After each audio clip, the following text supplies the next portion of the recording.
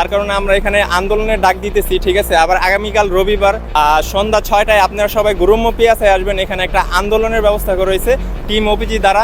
তো Assalamu alaikum, hi everybody. We are Movimento Migranti e Rifugiati Napoli, Migrant and Refugee Movement of Napoli. Now we are here in Grumo Nevano. মনে করেন সন্ধ্যা দেশে 8টা বাজে আমরা ঘরে যাবো। এই যে একটা মনের ভিতরে ভয়, এই মনে একটা ভয় এরপরে চেঞ্জ লানা পারেগা কিউকি আমরা কাজ করি, আমরা কিন্তু কোনো ভায়োলেন্স করি না। আমরা আসসালামু আলাইকুম রহমতুল্লাহ বারাকাতু। তো আমাদের এখানে যে যে সমস্যা হইতেছে, আমাদের প্রবাসীদেরকে মারা হইতেছে এবং কি পাকিস্তানি যে একজন আহত হয়েছিল, তো সেই কারণে আমাদের এখানে এখন জীবনযাপন করা খুবই কষ্টকর হয়ে যেতেছে। তো তার কারণে এখানে একটা আন্দোলন হয়েছিল, তারপরও একজনকে মারা হয়েছে, বিট করা হয়েছে।